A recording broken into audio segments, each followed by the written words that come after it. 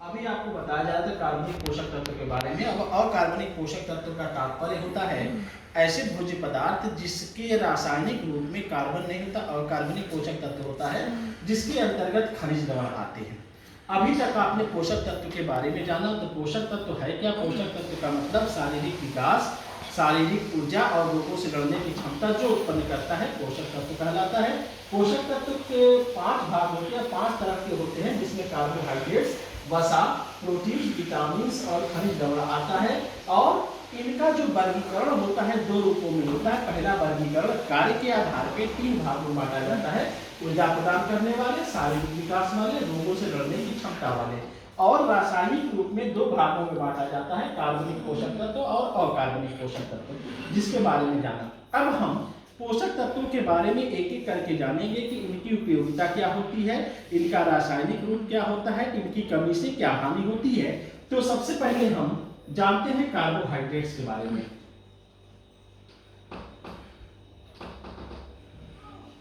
Carbohydrates यदि देखा जाए तो कार्बोहाइड्रेट्स की जो रासायनिक संरचना होती है, इसमें कार्बन, हाइड्रोजन और ऑक्सीजन होता है। क्यों? क्योंकि यह कार्बनिक पोषक तत्व है। तो कार्बनिक पोषक तत्व होने के नाते इसके रासायनिक रूप में कार्बन, हाइड्रोजन और ऑक्सीजन पाया जाता है।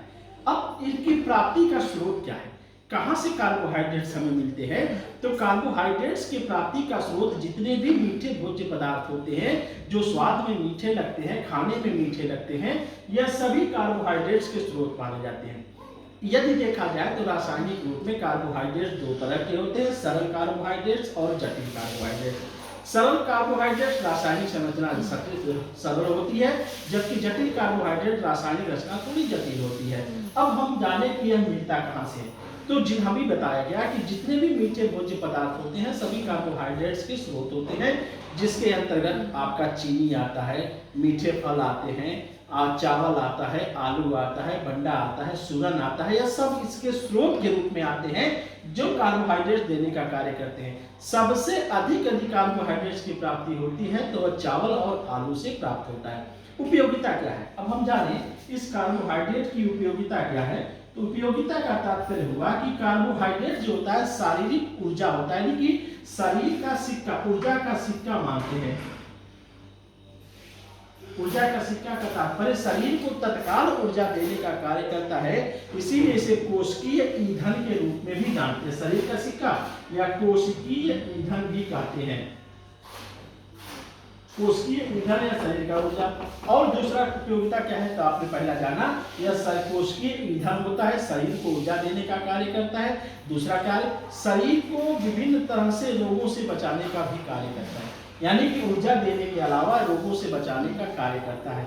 यदि देखा जाए इसकी कमी से हानि, तो कार्बोहाइड्रेट्स की कमी से किसी भी प्रकार की कोई हानि नहीं होती है। तो आपने जाना कि कार्बोहाइड्रेट्स कार्बन, हाइड्रोजन और ऑक्सीजन के द्वारा बना होता है। इसके स्रोत क्या है? जितने भी मीठे भोज्य पदार्थ या फल होते हैं यह सभी इसके स्रोत होते हैं। उपयोगिता क्या है? इसे कोशिकीय ईंधन कहते हैं, शरीर को सीधा ऊर्जा देने का कार्य करता है, इसकी कमी से किसी भी प्रकार की कोई हानि नहीं होती है। अब हम आगे बढ़ते हैं जिसके अंतर्गत हम वसा के बारे में जानेंगे कि वसा दूसरा पोषक पदार्थ वसा होता है। वसा है क्या? यदि वसा के बारे में देखा जाए तो वसा का भी जो निर्माण होता है कार्बन, हाइड्रोजन और ऑक्सीजन के द्वारा होता है। वसा का निर्माण भी कार्बन, हाइड्रोजन और ऑक्सीजन के द्वारा होता है। इसमें ऑक्सीजन की जो मात्रा होती है कार्बोहाइड्रेट्स की अपेक्षा कम होती है, यानी कि कार्बोहाइड्रेट से थोड़ी ऑक्सीजन की मात्रा कम होती है, लेकिन यह कार्बोहाइड्रेट्स की अपेक्षा दूनी ऊर्जा देने का कार्य करता है, डबल एनर्जी देता है। यह वसा होती है। अब इसका स्रोत देखा जाए, वसा कहां से प्राप्त होता है? तो वसा जंतु और वनस्पति दोनों स्रोतों से प्राप्त होता है, अर्थात यह जंतुओं से भी प्राप्त होता है, वनस्पतियों से प्राप्त होता है। जंतु स्रोत के रूप में विभिन्न प्रकार के जो हम मांसों का प्रयोग करते हैं, जो वसा युक्त मांस होते हैं, दूध होता है, दही होता है, घी होता है, यह सभी वसा के स्रोत होते हैं। जबकि वनस्पति स्रोत के रूप में वसा तिलहन वाली फसलों, तिलहन वाली फसलों का तात्पर्य ऐसे फसल जिनसे तेलों की प्राप्ति होती है, तिलहन वाली फसलें कहलाती हैं। तो तिलहन वाली फसलों से प्राप्त होते हैं, जैसे सरसों हो गया, सूर्यमुखी हो गया, इत्यादि हो गए, तिलहन वाली फसलें जो होती हैं इनसे प्राप्त होती है। वसा करता क्या है? अब हम वसा की उपयोगिता जाने। वसा, अभी आपने जाना कि यह कार्बोहाइड्रेट्स की अपेक्षा दूनी ऊर्जा देता है, तो वसा शरीर को तत्काल अत्यधिक ऊर्जा देने का कार्य करता है। दूसरा कार्य वसा क्या करता है? शरीर को एक निश्चित आकृति प्रदान करता है। शरीर का जो विकास निर्माण होता है प्रोटीन के द्वारा, उसकी जो आकृति बनती है वसा के द्वारा बनती है। तीसरा, यह शरीर को ऊर्जा देने के अलावा यह शरीर के ताप का नियंत्रण करता है, शरीर के तापक्रम को बनाए रखता है। और चौथा कार्य करता है क्या है? यह शरीर के अंदर कोशिका द्रव्य के निर्माण की प्रक्रिया पूरी करता है। मान लीजिए शरीर में अत्यधिक वसा जाती है तो होता क्या है? शरीर में अत्यधिक वसा जाने से मोटापा या ओबेसिटी रोग हो जाता है। धन्यवाद।